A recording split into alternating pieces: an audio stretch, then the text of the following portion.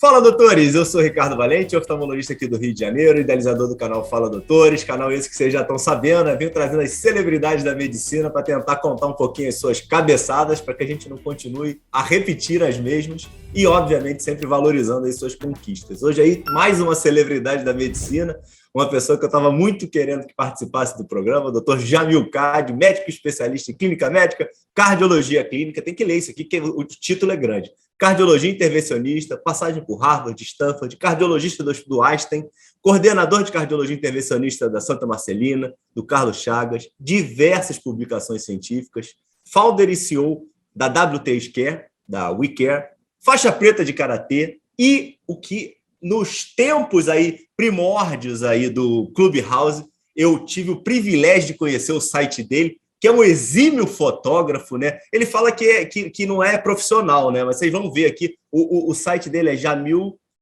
Kadi Fotos, PHOTOS.com. Pode entrar, que é fenômeno, certeza de sucesso. Fala, doutor Jamil.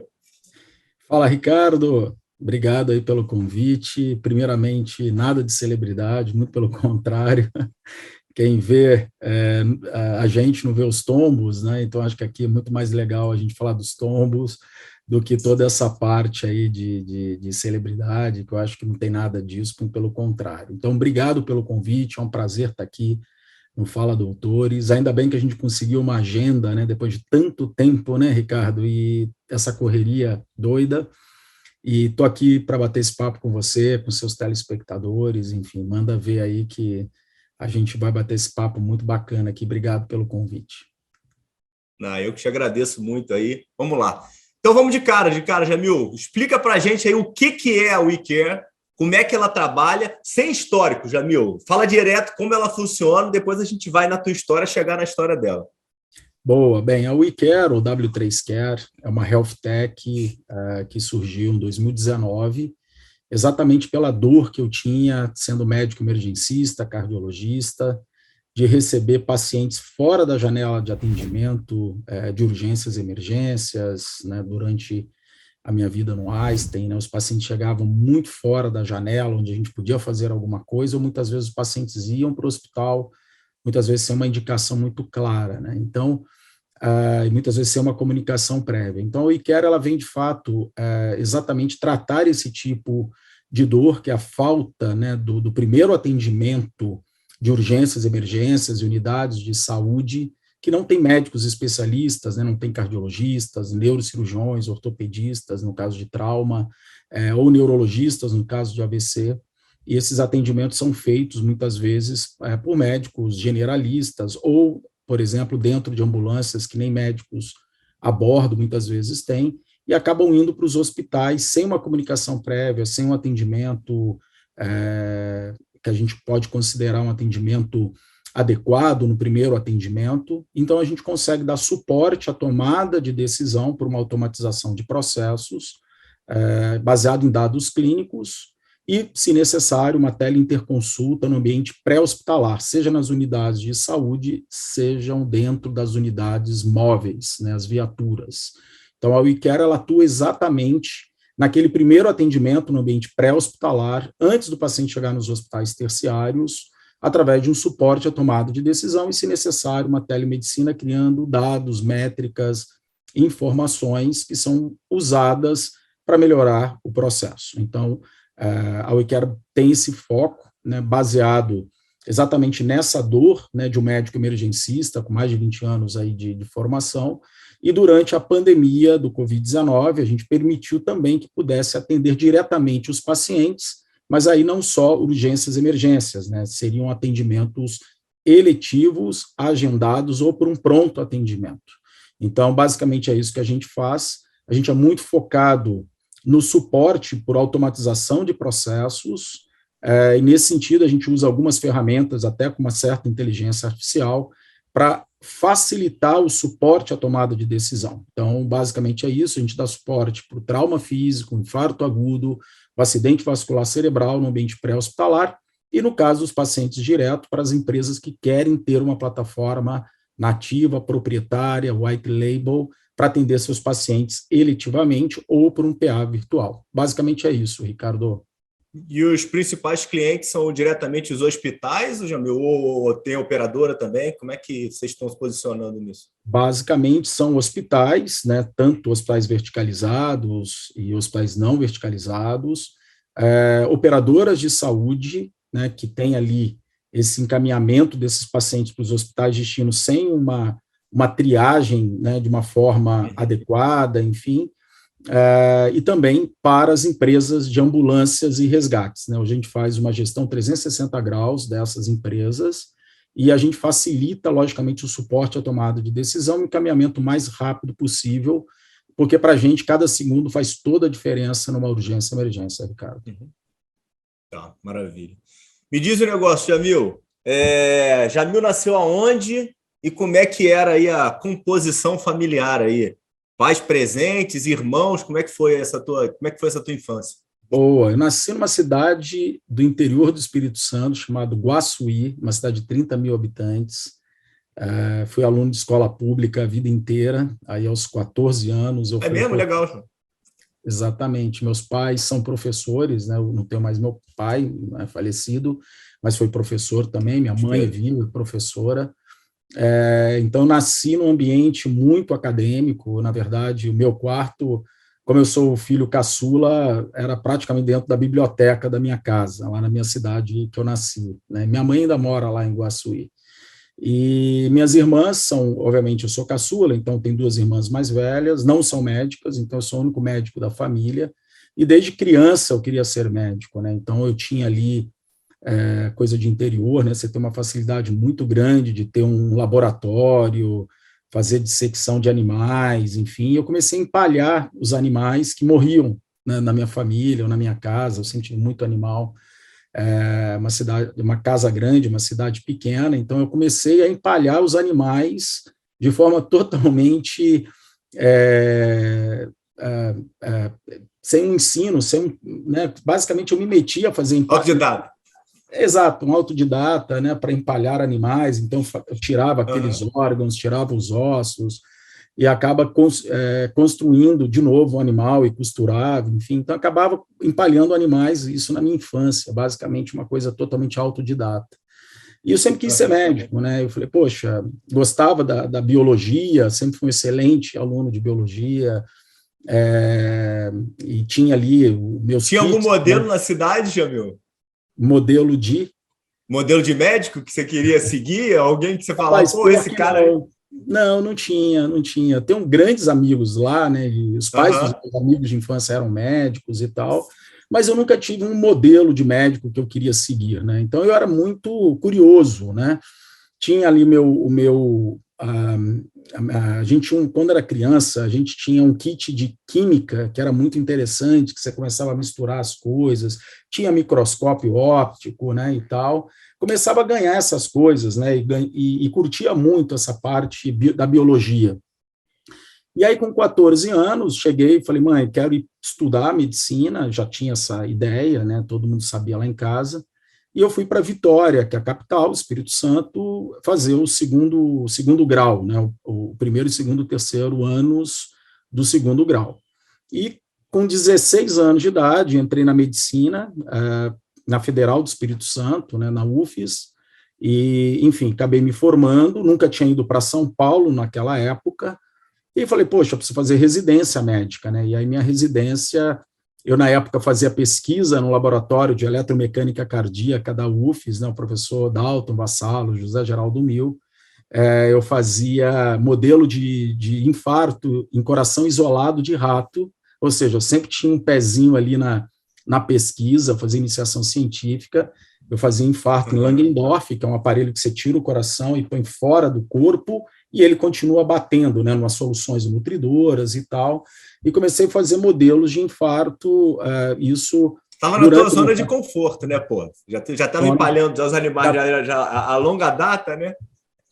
Exatamente, Ricardo, assim, eu começava eu gostava muito, né, de conhecer o corpo humano, enfim, e comecei a estudar desde o meu terceiro ano de medicina, fazer pesquisa científica, né? Eu era bolsista, né, e, logicamente, era o que me mantinha ali um pouco uma mesada, era muito pouco na época, mas assim, era muito bacana, porque você começava a botar os pés na ciência. E comecei a fazer publicações científicas, e falei, poxa, preciso fazer uma residência médica, né? Então, no meu primeiro momento, eu falei, pô, o que eu quero fazer? Eu tinha estudado bastante, tanto para... Eu sempre, durante a faculdade de medicina, eu estudava como se fosse fazer aquela especialidade, então você tinha ali a clínica médica, a cirurgia geral, a obstetrícia, a ginecologia e pediatria, e foi muito difícil eu tomar uma decisão. Já passou pela cabeça fazer neurocirurgia, cirurgia cardíaca, mas aí quando eu abri o meu currículo, eu falei, poxa, eu tenho aqui tanta coisa de cardiologia, acho que é isso que eu quero seguir.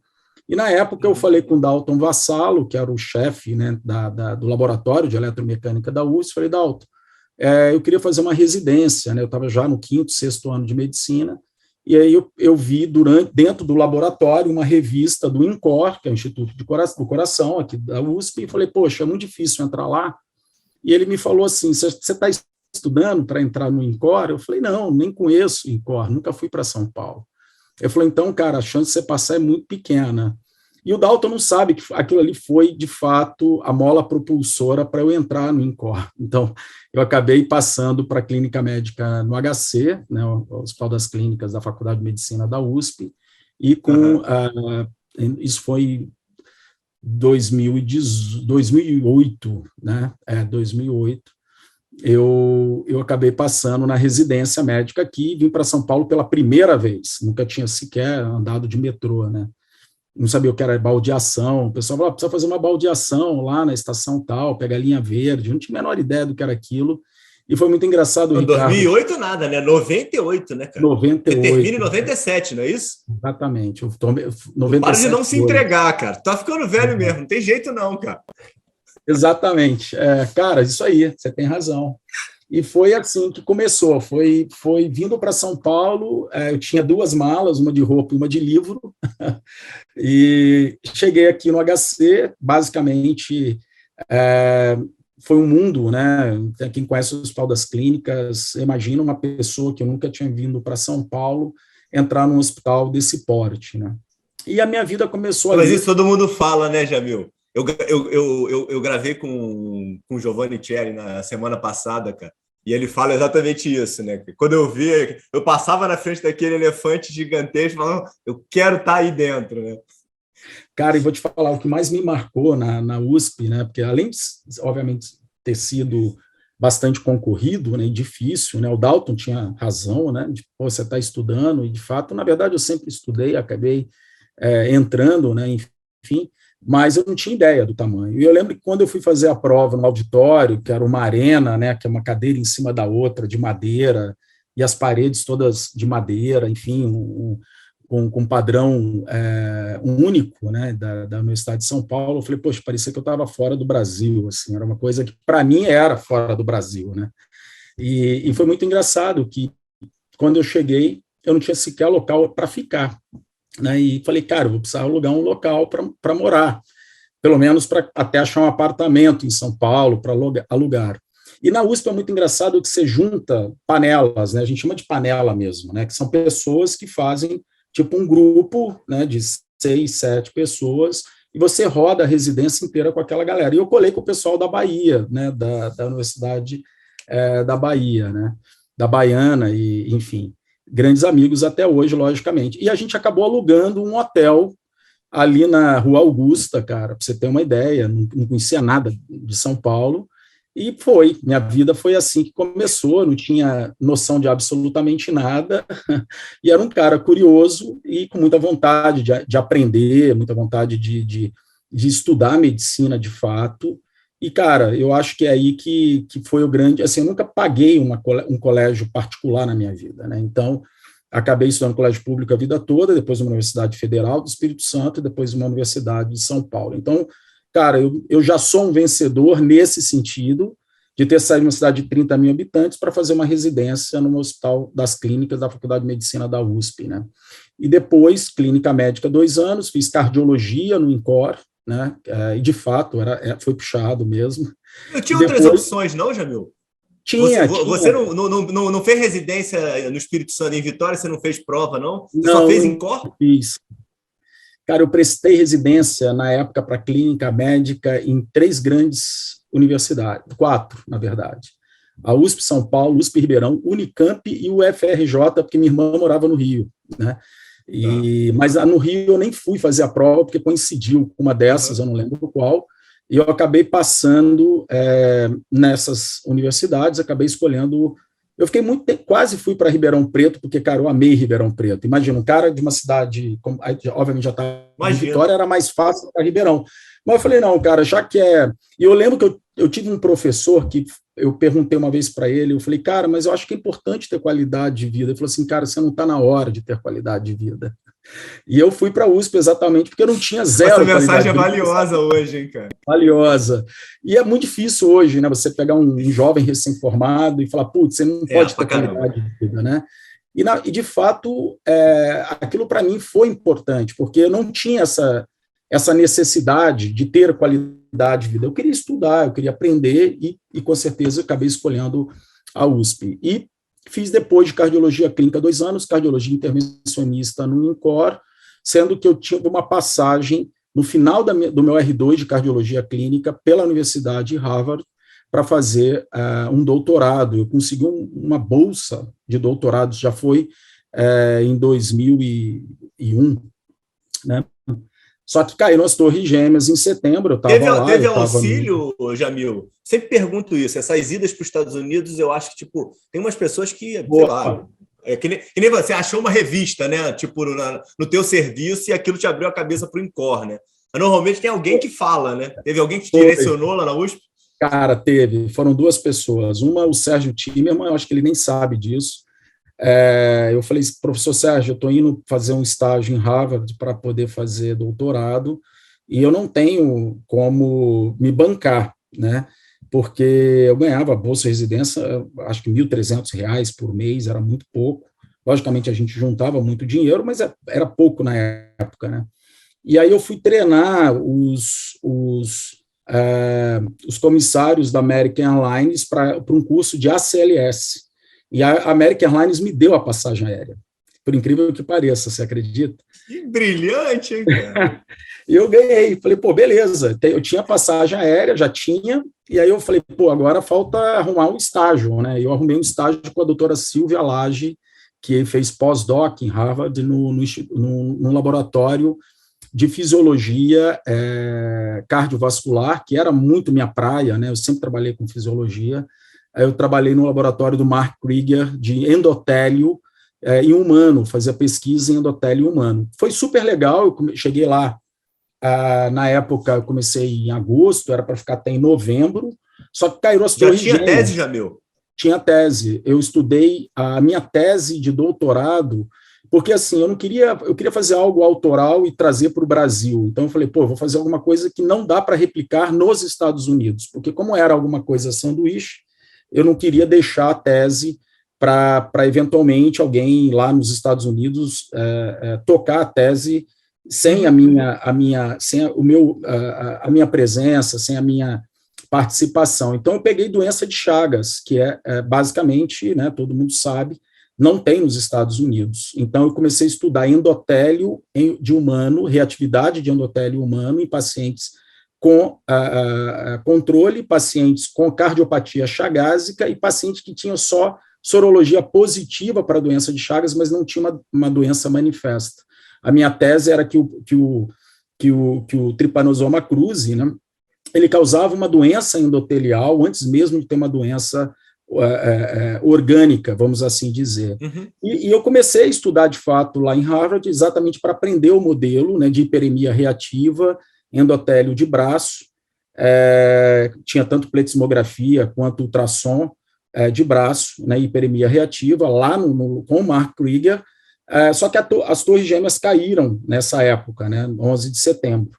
E aí, cara, minha vida mudou da noite para o dia, né? Por quê? Porque todo mundo que estava lá e era estrangeiro, basicamente, teve que rever, né? E a gente teve que, de fato, basicamente quase ficou tudo congelado, né? Os Estados Unidos passou por um momento super difícil, o espaço aéreo foi fechado, a gente não conseguia muito ter acesso a voltar para o Brasil, caso a gente quisesse, enfim. E a própria universidade falou, olha, a gente vai ter que parar com o pessoal de fora, porque a gente está num momento super delicado e tal, e aí não deu, cara. Eu falei, olha, eu preciso voltar para o Brasil. Havia uma... Mudou o relacionamento, Jamil? Tinha algum... Passou a ter algum preconceito, alguma coisa do gênero? Total. Cara, estrangeiro é estrangeiro, né? E o americano, ele tem essa característica, basicamente... Isso eu estou falando, cara, de muitos anos atrás, né? E, obviamente, muita coisa mudou. Mas, na época, assim, eu lembro que a CNN nos Estados Unidos falava de uma quarta guerra mundial e os americanos queriam apoiar. Então, assim, imagina a cabeça de um estudante, de um aluno de doutoramento, né? Você ouvir isso o tempo inteiro. Então, eu falei, eu preciso voltar para o Brasil, acho que, de fato, eu toco essa tese lá, já tinha aprendido. Você não tinha nem 25 anos de idade, né? Não, cara, eu tinha 22 anos, né? Então... Muito jovem, né? Muito jovem. E não tinha grana, né, cara? Você, imagina, o espaço aéreo fechado, eu falei, cara, eu preciso voltar. Não tinha um pai trocínio, uma mãe trocínio, então eu falei, cara, eu preciso voltar, e, enfim, vou tocar essa tese lá e tal. Aprendi a fazer a técnica e vamos voltar para o Brasil, né? Essa era essa a minha intenção. Quando eu cheguei no Brasil, cara, foi super difícil voltar, foi o primeiro voo aberto para o público dos Estados Unidos, eu estava nele, foi super complicado embarcar. Quando eu cheguei no Brasil, eu falei, cara, quer saber de uma coisa? Eu vou fazer cardiologia intervencionista, né, e hemodinâmica, que era uma subespecialidade, tinha prova, né? Eu já estava terminando o R2 de cardiologia clínica, falei, vou fazer o de hemodinâmica. Prestei, passei e acabei fazendo... Por que, Jamil? Peraí, isso é óbvio, cara.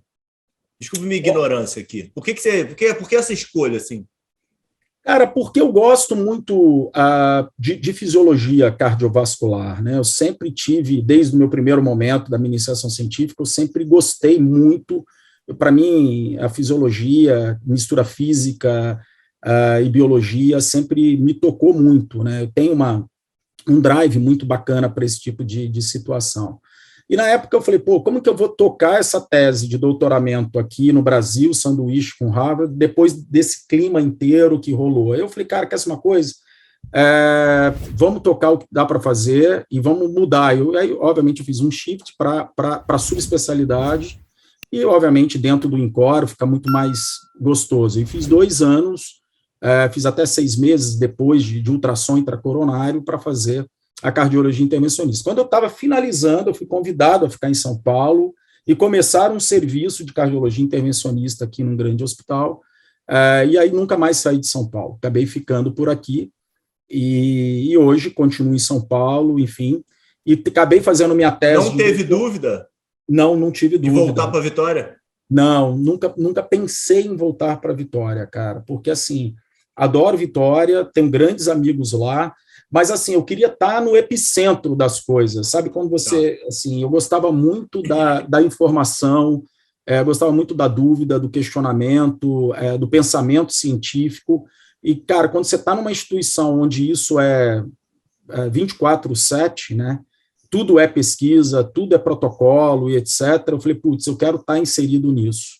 E foi isso que eu levei para o resto da minha vida. O meu doutorado eu fiz depois, eu fiz em 2016, só para você ter uma ideia. Muitos anos depois, eu acabei fazendo um doutorado, eu sou PhD em cardiologia, numa tese de dissecção espontânea de artéria coronária, que é uma doença extremamente rara. Eu comecei a capturar esses casos desde 2006, 2008, e em 2013 eu me inscrevi para um mestrado na Unifesp, né, para mestrado em cardiologia com uma série grande de dissecção espontânea de artéria coronária, que é algo bastante raro e difícil de diagnosticar, tanto que durante a minha formação eu vi muito poucos casos, nem se falava muito disso, né? Quando eu entrei no mestrado na Unifesp, eu acabei recebendo um convite de publicações, porque eu já tinha uma série, uma casuística muito grande, né, de geralmente mulheres com essa doença. E aí eu fui de novo, mais uma vez, questionado. Falei, se você chegar a 80 casos no Brasil, sua tese pode ser um doutorado direto, mas eu acho que você não consegue. Então, essa foi uma frase de novo. Você tinha quantos? Cara, eu comecei com 30 casos. E aí, cara, eu falei, vou fazer alguma coisa, vou começar a contactar os meus amigos de Como é que você hemodinâmica. arrumou 50 casos, cara? Pois é. Cara, eu entrei numa... Pois é, cara, sempre são as coisas do acaso, né? E sempre aquelas coisas falando, putz, se você conseguir, isso vira. Então, foi assim que aconteceu. Aí, poxa, eu estava com uns 35 casos no início do meu mestrado, em 2013, casos que eu já vinha coletando ao longo da minha vida profissional, e sempre ali mostrando, e ninguém muito desconhecendo, era algo bastante desconhecido até então, e aí, poxa, falei, cara, eu preciso, em 2013, começar a juntar, né? E foi como que aconteceu? Eu comecei a ligar para os meus amigos, falei, ó, estou com uma tese de mestrado de dissecção espontânea de artéria coronária, você conhece? Putz, eu nunca ouvi falar. Então, cara, eu meio que dava uma aula para o cara, falava, peraí, eu acho que eu tenho um caso desse, manda para mim. Eu ficava vendo os filmes, a maioria não era, alguns eram, e aí eu criei um REDCap, né, que é um sistema de base de dados online, gratuito, né, eu já estava vinculado ao Hospital Albert Einstein, né, desde que eu me formei no INCOR, 2004, eu entrei na cardiologia do Einstein, e comecei, então, em 2013... Esses teus 10 anos aí de trabalho até o doutorado, a principal fonte era o Einstein? Não, o Hospital Santa Marcelina, né, que foi um hospital onde eu trabalhei muito, o Hospital São Camilo, que eu fiquei 8 anos trabalhando nas 3 unidades do Hospital São Camilo. Então, toda vez que eu pegava um caso de dissecção espontânea de artéria coronária, eu guardava o quadro clínico, o dado epidemiológico, a imagem, a tomografia de coronária, ultrassom intracoronário ou tomografia de coerência óptica, né? Então, eu pegava tudo que você imaginar daquele caso e guardava aquilo. Falei, cara, em algum momento isso vai me ajudar a entender um pouco essa doença que ninguém sabia, se punha um stent, né, implantava Mas alguém stent. fazia isso em Boston, cara? Não. De onde veio essa tua loucura, cara? Cara, da minha vida, do dia a dia. De ver coisas se repetindo, um padrão se repetindo e as pessoas não conhecendo muito bem, né? Aí como que foi, cara? Foi muito engraçada essa história. Tipo, putz, aí 35 casos, comecei um mestrado e estava com aquela pulga. Pô, se eu chegar a 80, vira doutorado direto. Aí comecei a ligar para os meus amigos, fiz um REDCap, comecei a usar o sistema E, cara, juntei 40 hospitais no Brasil, hospitais terciários com cardiologia intervencionista, que mandavam casos para mim. E eu via todos, né? E muitos, como eu te falei, não eram, outros eram. E, cara, hoje eu tenho mais de 150 casos de dissecção espontânea de artéria coronária. E o mais engraçado não é isso. O mais engraçado é que eu cheguei, mais do que os 80 que tinham me pedido, no final de 2016, e na época eu estava como mestrado, eu publiquei 3 grandes artigos. Eu comecei a ver que na minha série tinha muita periparto, né, que é uma condição, tanto no período gestacional e período puerperal, que é uma condição que você tinha dissecção de coronária. Então, eu tinha 13 casos de mulheres com dissecções de coronária. E eu publiquei essa série de 13 mulheres, uma na gestação e 12 no período puerperal, que tinham dissecções de coronária. E acompanhei essas pacientes ao longo do trajeto delas, né? E tudo que você imaginar eu capturava. E foi muito engraçado que a publicação foi no European Heart Journal Cardiovascular Imaging, que é uma revista que tem um fator de impacto muito alto. Publiquei também 2 grandes artigos, uma na Heart, enfim. E aí a Unifesp falou, cara, você não vai queimar essa publicação no European Heart Journal de 13 pacientes, né, no período periparto, né, gestação e puerpério, você não vai queimar como mestrado, vai virar doutorado direto. Então, eu nem usei aquelas 80 mais casos, como eu tinha te falado, eu tinha 150, eu acabei usando somente as 13 grávidas e peripartos para uma tese de doutorado. Então, eu sou uma das poucas pessoas pela Unifesp que entrou como mestrado, bolsa de mestrado, e que virou doutorado direto. Isso foi em 2016. Então, eu defendi minha tese de doutorado direto, de algo que eu, particularmente, é muito raro acontecer isso na Unifesp, porque na Unifesp você faz primeiro o mestrado e depois o doutorado, diferentemente da USP, né? Na USP você pode fazer doutorado direto. E assim foi. Então, Ricardo, assim, a minha vida tem muitas coincidências felizes, mas tem muito trabalho por trás, assim, cara, que Eu acredito que quando se quer fazer algo de fato, você encara algo de fato, você consegue. Aquela coisa. E a frase que mais me estimula, putz, cara, acho que não vai dar, eu acho que você não vai conseguir, entendeu? Isso, para mim, é uma mola propulsora para eu poder correr atrás das coisas que eu acho que fazem sentido, né? Então, basicamente, foi assim. Me diz um negócio.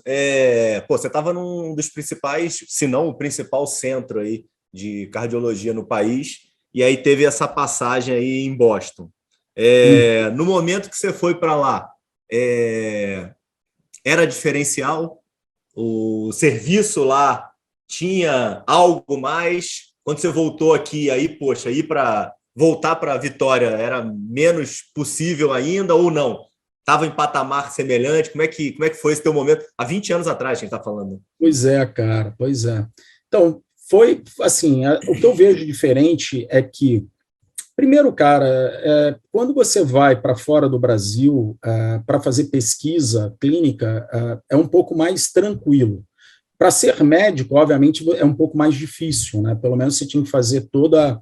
E, eu já era clínico, já era cardiologista clínico, e para eu ser médico lá, eu tinha que fazer todo o SMLE, passar nas provas, aquela coisa toda. Eu falei, não faz sentido, eu quero voltar para o Brasil. Eu nunca pensei, de fato, morar fora do Brasil.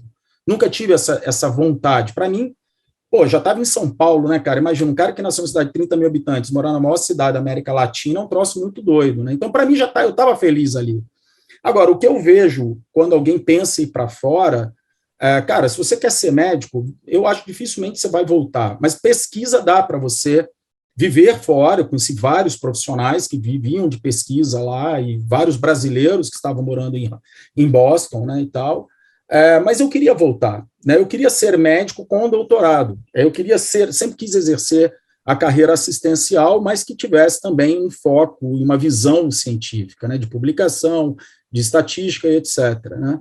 Então, para mim, não teve nenhuma dificuldade. O difícil mesmo foi morar em Boston com um período muito ruim dos Estados Unidos, que foi o 11 de setembro, né?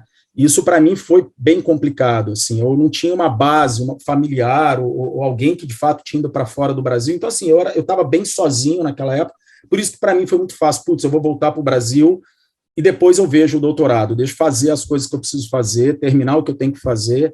Mas eu sempre quis, de fato, ter um título, seja de mestrado, de doutorado, enfim, na área da ciência, né, na área científica. Então, para mim foi muito tranquilo. Agora, o que Boston tem, o que a gente não tem, cara, do ponto de vista assistencial, o Brasil é muito bem servido, né? A gente tem bons médicos, a gente tem bons hospitais, a gente tem um SUS que faz a gente ter um volume muito grande de pacientes, uma mão muito boa, uma formação muito boa. O que eles têm que nós não temos é a parte de ciência, né? De você trazer isso para o aluno, né, de medicina, que para entrar numa universidade ele fica 1, 2 anos fazendo pesquisa, né, para poder ganhar pontos para se qualificar dentro de uma universidade americana. Então, assim, a visão científica de pesquisa nos Estados Unidos, né, com funding, enfim, com patrocínio e tal, isso é muito grande lá, isso dificilmente a gente tem aqui no Brasil, né? No Brasil você tem uma dificuldade muito grande, inclusive, de conseguir bolsa de pesquisa. Então, assim, para quem quer ir para lá ser pesquisador, eu aconselho super, porque você vai ter capacidade, mas você vai ser pesquisador. Se você quer ser médico, você vai ter que fazer toda a tua formação de novo, a não ser que você queira ser não especialista, né, um médico generalista, e muitas vezes com empregos que talvez aqui no Brasil você não tivesse, né? Por exemplo, aqui você pode ser um especialista com 3 residências médicas, lá dificilmente você teria isso, né? Então, acho que basicamente essa é a minha percepção. Por isso que eu sempre quis voltar, porque eu sempre quis trabalhar como médico, né? E isso foi muito bacana. Então, em 2016, eu finalizei o meu doutorado, era para ser mestrado, virou doutorado direto por própria recomendação da universidade, da Universidade Federal de São Paulo, da Unifesp. E aí, cara, depois que eu defendi uma tese com 13 pacientes para doutoramento, sendo citado, inclusive, nas diretrizes americanas e europeias de dissecção espontânea de artéria coronária. Minha tese em mulheres grávidas foi a maior série mundial, né, de dissecção espontânea nesse tipo de paciente. Tive a maior série mundial e a segunda maior série global de pacientes. Né, eu tinha 150, a primeira colocada da Vancouver General Hospital, a doutora Jaqueline Shaw, tinha 700 casos, a gente tinha 150, e sem funding, né, propriamente dito, cara, era a gente ali na força da vontade, né, e então acabei, de fato, concluindo a tese de doutoramento, né, eu falei, cara, agora eu consigo fazer qualquer coisa, porque eu não tinha ideia. Você tá com quantos casos hoje? Vamos dar um spoiler aqui do teu pós-doc aqui, você está chegando próximo, está passando já ela, cara? Não estou, porque assim, o que acontece, né, eu acabei me dedicando ao empreendedorismo depois disso. Porque eu falei, depois que eu defendi uma tese de doutorado com 13 pacientes, um N igual a 13, cara, eu falei, sendo citado nas diretrizes europeias e americanas, né, os guidelines de dissecção espontânea de artéria coronária, eu falei, agora eu sou capaz de fazer qualquer coisa, né? E aí, em 2018, eu fiz um curso da Universidade de Stanford, aqui no Brasil, o Stanford Ignite, que é um programa de iniciação ao empreendedorismo, aonde a gente... Da onde veio isso, Jamil? Pois é, cara, mais uma vez, mais uma novidade, assim. Eu comecei a ter muitas... boa ideia, boa pergunta, né? Cara, em 2014, eu tive acesso ao primeiro programa de telemedicina para infarto agudo do miocárdio no Brasil, né? Foi o Hospital Santa Marcelina, a gente dava suporte a uma empresa que colocava o eletrocardiograma conectado à internet em 8 unidades de saúde. Eram 5 unidades básicas do serviço público, né, e 3 hospitais secundários também do serviço público, e todo paciente com infarto ia para o cateterismo direto, que é o tratamento de escolha no infarto agudo, a angioplastia primária. E eu era o cara que ficava na angioplastia primária, né? Então, assim, eu recebia... Mas chegou a você pelo doutorado que você estava fazendo? Não. Chegou, de fato, pelo próprio hospital que recebeu esse convite de participar desse primeiro programa de telemedicina no infarto para a rede pública, né? Então, eu comecei a acompanhar, de novo, né, todos os casos, desde 2014, de telemedicina no infarto, foi até 2019, né? E foi muito interessante, Ricardo, porque assim, eu comecei a ver custo-efetividade, né? Então, assim, a gente aumentou 48% encaminhamento de infarto para o hospital, porque eram 8 portas fazendo diagnóstico de infarto. A gente reduziu a mortalidade por infarto hospitalar em 40,8%, e a gente reduziu $1 milhão ao SUS em trombolíticos e diárias de UTI. Então, quando eu comecei a publicar esses artigos e começar a apresentar em congressos, a gente começou a expandir esse programa. Na verdade, era um projeto que não era meu, nunca foi autoral meu, mas assim, eu comecei a olhar dentro daquele local onde eu estava esses resultados. Esse programa acabou sendo expandido para 17 cidades e 4 países. Eu recebi a visita do CEO da maior empresa de stent coronária do mundo, né? Então, ele veio me visitar aqui e tal, visitar o serviço, queria conhecer esses resultados, a gente virou benchmark do programa no mundo, de telemedicina no infarto, e aí eu falei, cara, eu preciso estudar, porque, de fato, eu preciso entender como essas coisas funcionam, né? Eu não tinha a menor ideia de empreendedorismo, de como que era o raciocínio, você criar uma empresa, ou criar uma startup, ou criar algum sistema, porque, de fato, a gente aprende a ser médico e no caso, um médico com uma base científica, né? E aí, comecei a ter várias ideias, falei, se isso pudesse expandir por trauma físico, dar suporte não só para infarto, mas também a trauma, porque você não tem o neurocirurgião ortopedista nas unidades de saúde, nas unidades primárias, os hospitais secundários, eles estão sempre no terciário, mas lá que chega o paciente. E se eu pudesse dar suporte? Então, em 2018, eu comecei a ter essas ideias, e aí eu participei, um final de semana, de um curso de design thinking sobre você criar problemas, soluções, enfim, como entender esse processo, né?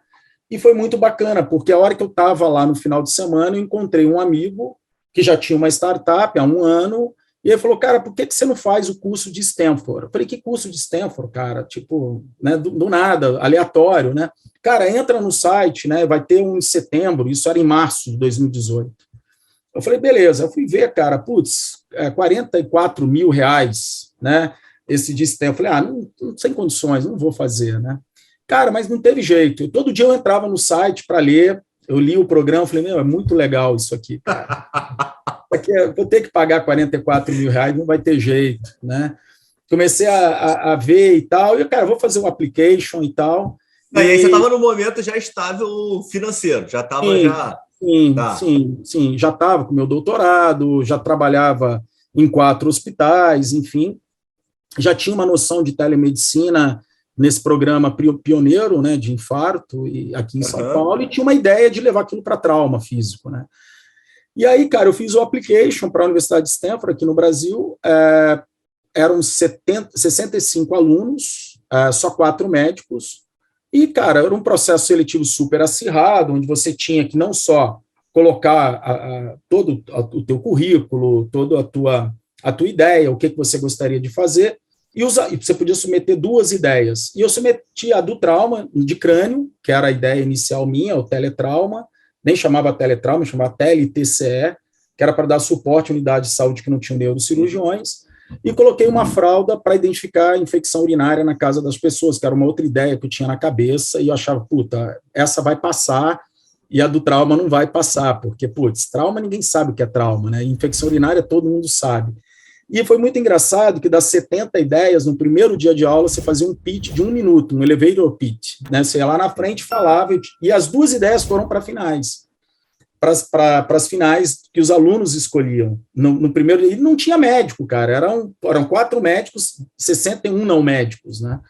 E aí as pessoas votavam em quais ideias eles queriam trabalhar. É assim que funciona. Tipo assim, cara, tinha energia solar, tinha fintech, tinha tudo que você imaginar, cara, agrotech, enfim, uma galera muito massa. E, cara, a de trauma de crânio ficou entre as 10 melhores ideias do ano de 2018 da Universidade de Stanford e foi incubada lá. Então, eu falei, agora ferrou. Uma coisa que era, tipo, né, uma experimentação, né, vai ter que virar, não vai ter jeito. Aí comecei, cara, como totalmente bootstrapping, ou seja, eu pagando esse desenvolvimento, comecei a colocar um sistema nas unidades de saúde para atendimento de trauma. Na verdade, eram 2 unidades de saúde, né? E, pô, entrou como trauma de crânio e saiu múltiplos traumas, né? Então, eu criei o teletrauma, que é suporte atendimento de trauma físico, único ou múltiplos traumas para as unidades de saúde que não têm profissionais, né? Que não tinham médicos especialistas no local, né? Então, a gente captura o dado clínico, a gente comunica ao neurocirurgião, o ortopedista, dependendo do local, classifica risco, orienta o que fazia das diretrizes, ou seja, a gente dava o suporte à tomada de decisão e fazia a telemedicina com o especialista no hospital terciário, que era a referência dessas unidades de saúde. E aí foi como tudo começou. Então, isso foi a ideia foi 2018, final de 2018, 2019 eu criei o CNPJ da W3Care, da WeCare, e, cara, foi aí que começou minha jornada de empreendedorismo, né? Como eu te falei, comecei como bootstrapping, né? Eu comecei a criar o sistema e comecei a entender que não dava só para dar atendimento ao trauma físico, mas eu precisava dar também atendimento a outras urgências e emergências. E a WeCare, ela cresceu exatamente com essa finalidade. A gente implementa uma solução totalmente plug and play nas unidades básicas, hospitais secundários, que não tem médicos especialistas no local, ou até mesmo dentro de ambulâncias, onde a gente dá o suporte por automatização à tomada de decisão e teleinterconsulta com o médico especialista antes do paciente ir para o hospital destino.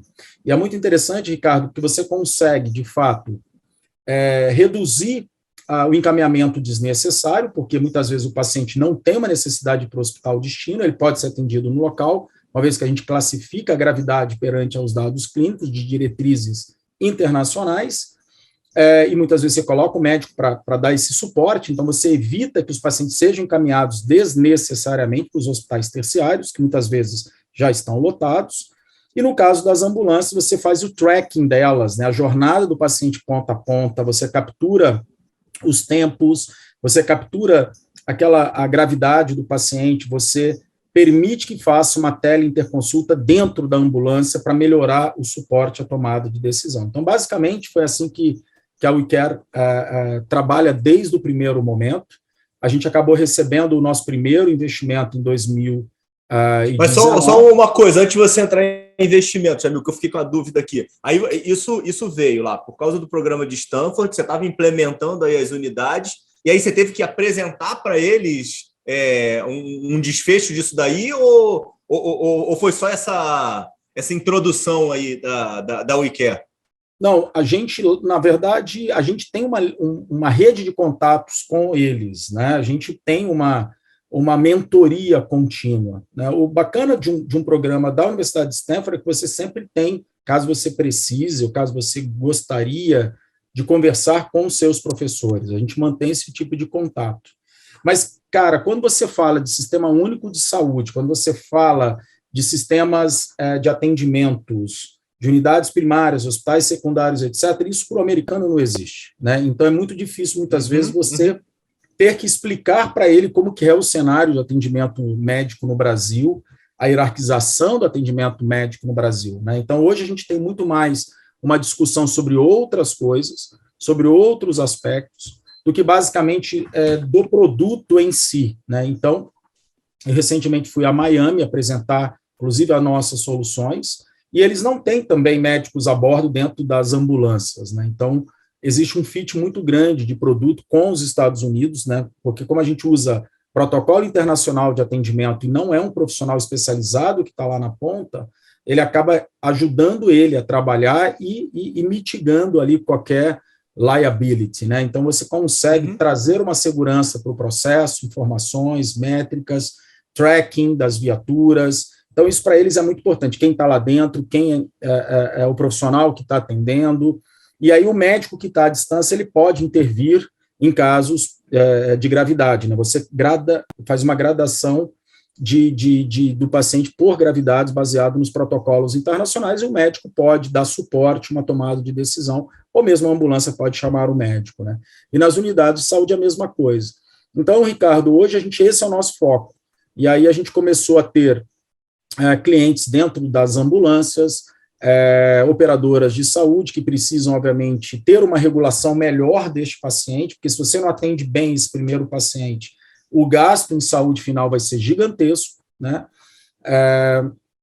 Então, e hospitais também verticalizados, porque nas unidades de saúde, ou até mesmo dentro das ambulâncias dos hospitais, quem paga a conta toda é o sistema verticalizado. Então, você acaba tendo ali todo eu brinco que a gente é um gatekeeper da entrada do paciente de urgência e emergência no sistema de saúde. Então, você reduz o custo de uma forma muito grande, né? E quando tem que ir, você encaminha muito precocemente e com comunicação ao hospital que o paciente está a caminho.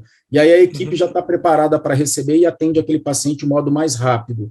Então, não é que nós fazemos o quê? Basicamente, encaminhamos os pacientes que precisam ser encaminhados, sejam públicos ou privados, e evitamos que os pacientes que não precisam ir sejam encaminhados. Então, assim, na verdade, a gente faz uma regulação inteligente desse paciente de urgência e emergência para o mercado de saúde. Então, isso é, obviamente, operadoras de saúde, hospitais verticalizados, empresas de ambulâncias, que muitas vezes não tem médico dentro da viatura, conseguem melhorar o atendimento na granularidade do usuário. Então, eu sei, por exemplo, quem é o motorista, quem é o enfermeiro, quem é o médico, enfim. A gente consegue hoje ter um dado muito importante que muitas vezes, sem um sistema de tecnologia, você não conseguiria, né? Você não tem, muitas vezes, unidades primárias, hospitais secundários, prontuários eletrônicos, e dentro de ambulância tem papel, caneta, um rádio ou celular. Então, quer dizer, digitalizar a jornada do atendimento de urgência e emergência é o nosso propósito. Isso você impacta em redução de custos, reduções de mortes e reduções de sequelas. Então, esse é nosso papel hoje como médico empreendedor dentro da WeCare. Então, basicamente, é um resumo aí um pouco da minha vida profissional, da minha vida científica, da minha vida empreendedora. E, obrigado aí, viu, Ricardo, por essa participação e contar um pouquinho dessa loucura, né, cara? E você vê que não é tão linear, né? A vida de médico, a vida... A pandemia foi positiva ou foi negativa aí para catapultar o WeCare? Bom, positiva, né? Porque telemedicina Vocês já estavam prontos, cara, antes da pandemia? Então, a gente já tinha uma solução para o atendimento de urgência e emergência. Aí a pandemia não ajudou, porque urgência e emergência não era um problema sanitário naquele momento, né? Pelo contrário, você reduziu o número de traumas físicos, porque as pessoas não andavam mais na rua, né? Ficavam em lockdown. Então, assim, ela falou, cara, vamos ajudar, usando uma tecnologia que já era da WeCare, com desenvolvedores da WeCare, criaram uma solução para o atendimento de pessoas com sintomas de Covid-19. E aí a gente colocou de modo totalmente beneficente, sem nenhum custo, o Telecovid no ar. Isso foi 2020. E aí depois a gente falou, poxa, cara, foram mais de 4 mil teleconsultas no Brasil e fora do Brasil, também em espanhol, no México. A gente começou a falar, cara, vamos manter a plataforma no ar, mas aí totalmente diferente, né? A gente tem hoje uma prescrição nativa e proprietária com assinatura ICP Brasil, a gente tem streaming nativo proprietário sem usar sistemas embarcados, a gente tem aí toda a parte de data science para o atendimento desses atendimentos eletivos, né? Como eu te falei, por conta da pandemia. E aí, de fato, cara, eu vejo que a pandemia ajudou por conta da telemedicina. Hoje, a telemedicina ela foi aprovada, né? Então, assim, eu trabalho desde 2014 com telemedicina, sempre no modelo teleinterconsulta, né? Profissional de saúde e profissional de saúde, né? Em 2020, a gente fez uma validação para atendimento eletivo, porque havia uma necessidade. E isso, logicamente, ajudou a telemedicina como um todo, né? Não só a teleinterconsulta, que já era permitido, mas a teleconsulta também. Então, assim, eu entendo que a pandemia ajudou, porque as pessoas começaram a ouvir sobre telemedicina, teleconsulta, né? Algo que sem preconceito, né? Tinha um certo preconceito. A gente sempre, como médico, acha que a gente vai perder o nosso emprego, né? Isso eu também achei em 2014, mas não só não perdi o meu emprego, como eu aumentei 48% o meu faturamento, porque, de fato, eu comecei a receber mais pacientes com infarto agudo, porque eu dava suporte a 8 unidades ao invés de uma unidade única, além de poder atender vários pacientes ao mesmo tempo, ao invés de atender um paciente por vez. Então, assim, eu acho que esse preconceito foi entendido pela comunidade médica, né, da qual a gente sempre levantou essa bandeira e batalhou, e você sabe disso, dentro do Senado e por aí vai. Então, assim, a nossa batalha ela sempre foi muito grande nesse sentido de mostrar o benefício de você dar esse tipo de suporte à tomada de decisão, né, a dar acesso, né, você dar um atendimento adequado, remoto.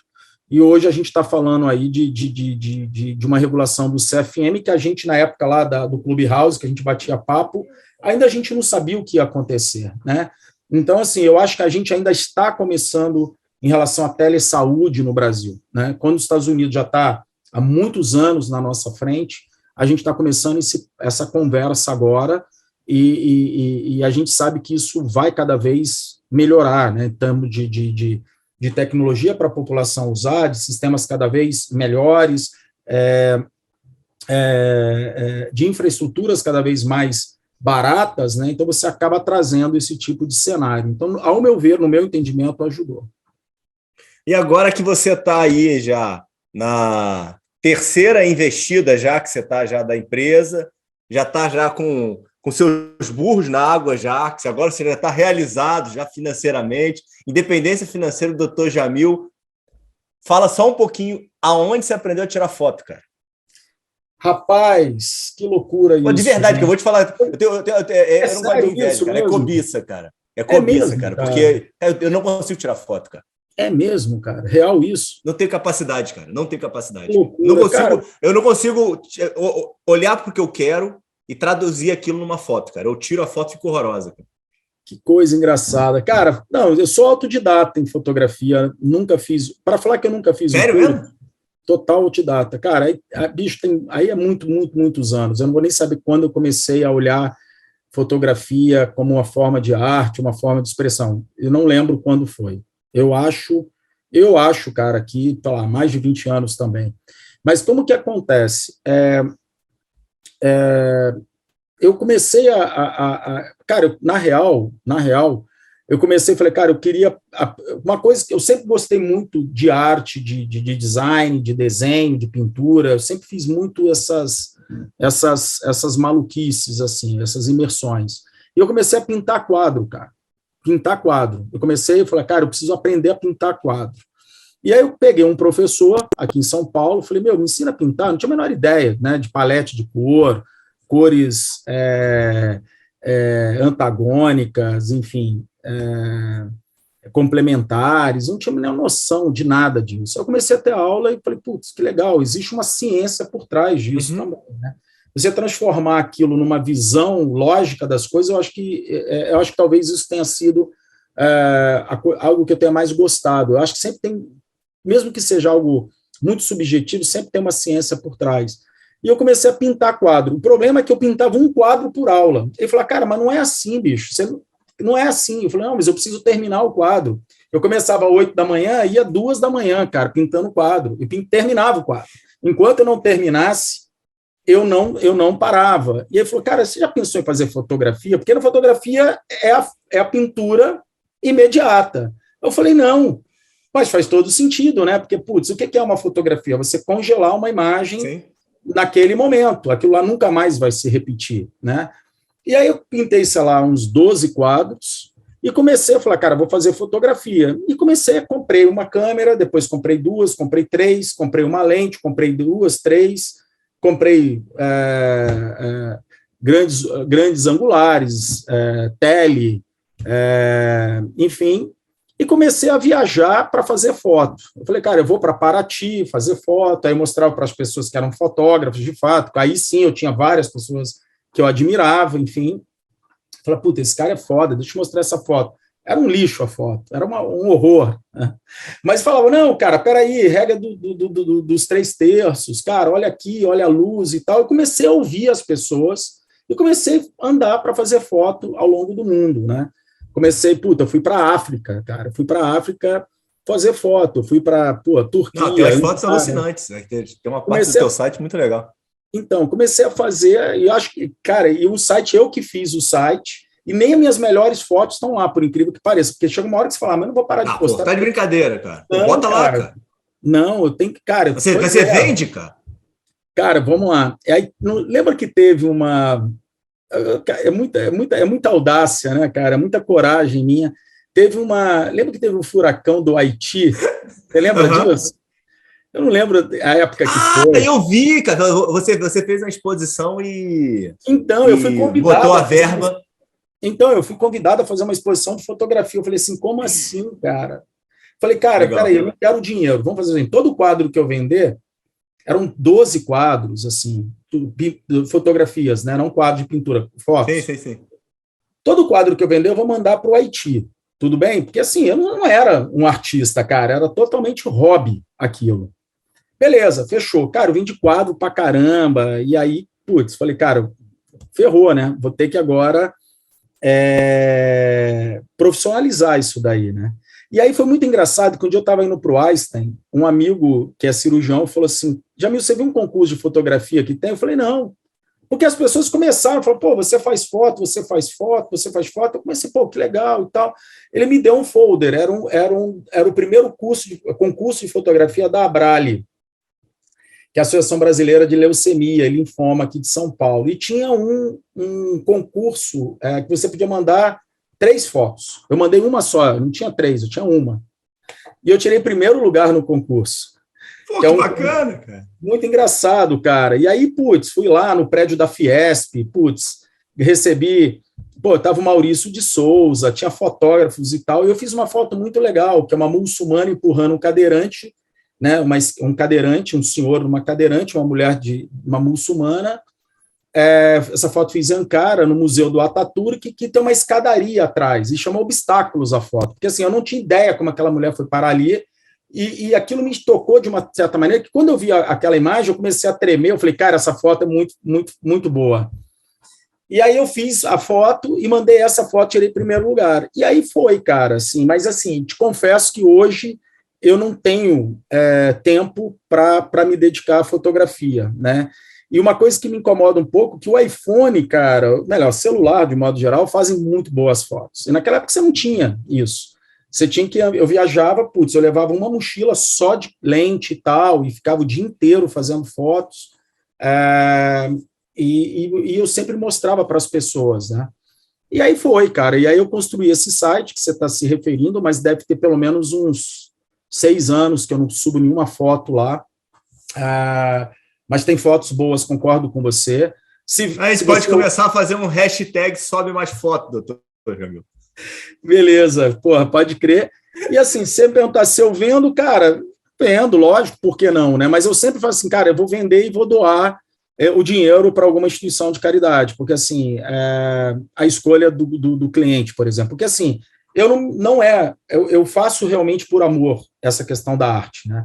E hoje eu traduzo essa arte, essa parte de design para os produtos que a gente cria, né? Então, foi muito engraçado que agora na Hospitalar eu estava mostrando a plataforma de telemedicina e um cara falou, a tua plataforma é a mais UX friendly e é a mais bonita que a gente já viu, né? Então assim, eu acabo levando tudo isso, né?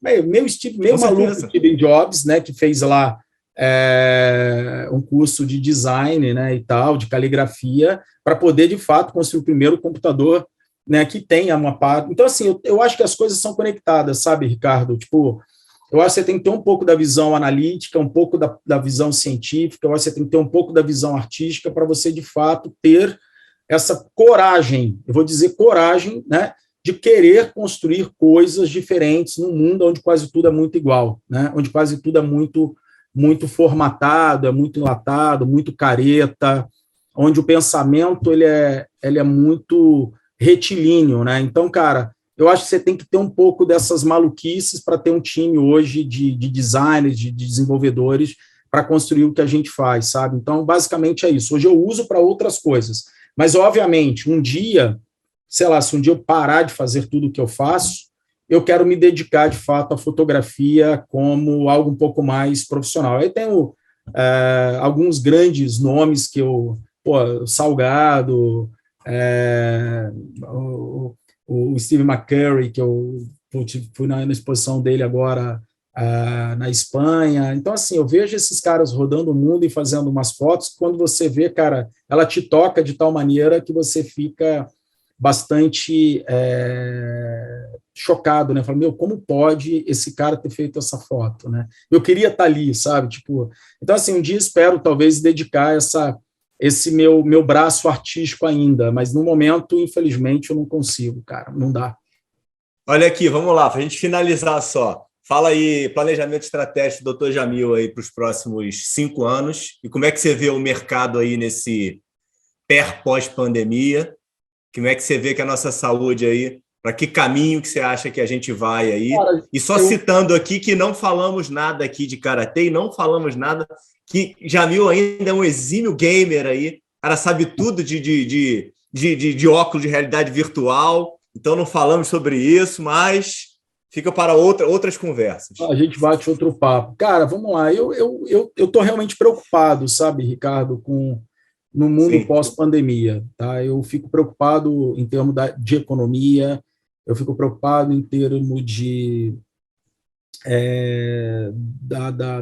do momento em que a saúde nacional ela se encontra, fazendo nenhuma crítica a nenhum governo ou nada disso, porque, de fato, a pandemia realmente esgotou os nossos recursos, né? Sejam recursos humanos, vejam tantos médicos abandonando a profissão, ou recursos financeiros, porque de fato, a gente consumiu muito recursos para o enfrentamento da pandemia do Covid-19, e a gente vê, de fato, um momento muito crítico. Eu não vejo com bons olhos, eu acho que a gente vai passar, a gente já está passando, né, uma retomada aí econômica de preços cada vez mais altos, né, enfim, a população tendo dificuldade, de fato, não adianta, o Jamil está bem, mas, o meu vizinho não está bem, cara, eu fico muito preocupado com o meu vizinho, fico muito preocupado com os médicos que estão se formando e que não tiveram uma residência adequada porque a pandemia não permitiu. Então, assim, eu fico muito preocupado com esse momento nosso, pós-pandemia, porque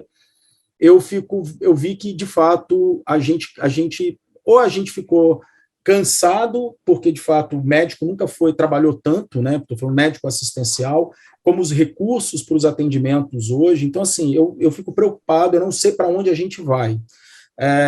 Isso me deixa um pouco ansioso nesse sentido, né? Você está vendo aí o mercado de venture capital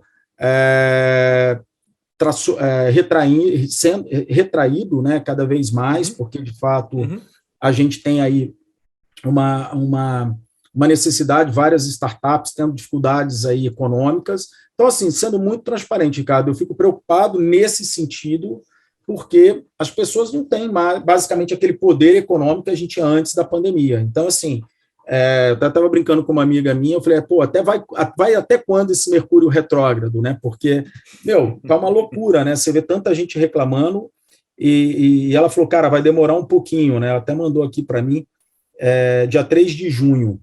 Tá mais ou menos... 3 de junho, é isso mesmo. 3 de junho, né? Então, eu falei, cara, só pode quem ser gosta isso. muito de Mercúrio retrógrado é Diogo. Diogo Rosa fala sempre sobre isso. A Roberta... E aí ele fala que eu não posso fazer nada nesse tempo, cara. Tem que esperar, cara. Esperar passar para tomar atitude. Eu não acredito muito nisso, mas, assim, curiosamente, foi uma forma que eu brinquei com ela, porque, assim, de fato, eu estou vendo todo mundo muito cansado, muito ansioso, um aumento de problemas de saúde mental.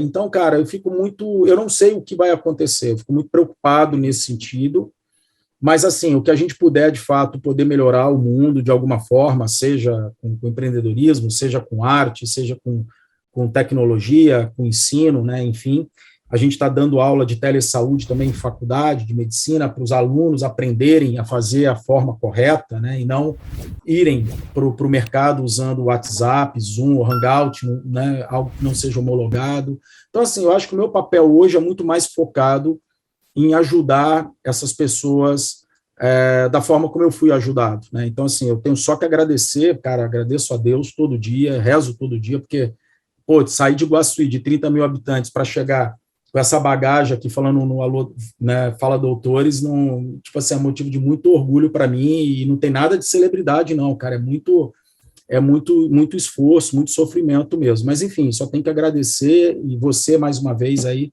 por essa participação aí no seu canal, obrigado aí até que, enfim, a gente conseguiu gravar, né, cara?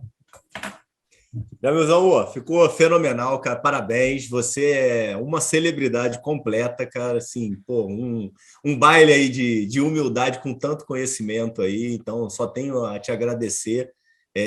Conversamos aí várias vezes, aí eu não podia, você não podia, então é isso daí mesmo, né? Mas, assim, foi uma baita de uma satisfação aí, te ter participando do canal aí, sabia que isso aí ia abrilhantar e ia ter um episódio aí maravilhoso, ficou 10. Obrigado aí pela participação, cara. Eu que agradeço, cara, obrigado, e fica bem aí, eu sei que você está passando um momento aí de Covid, né, alguma coisa nesse sentido. Mais um. Pois é, né? Eu nem faço mais teste, porque vai dar positivo e, enfim, assintomático, né, mas, enfim, cara, obrigado de coração mesmo, um baita prazer contar um pouquinho a história, enfim, poucas pessoas sabem um pouquinho esses perrengues da minha vida, esses percalços, mas, assim, vamos marcar para falar tem outras histórias para a gente contar aí que são tão boas quanto essa, cara. Ricardo, forte abraço, obrigado mais uma vez. Valeu, um abração. Tchau, Jamil. Tchau.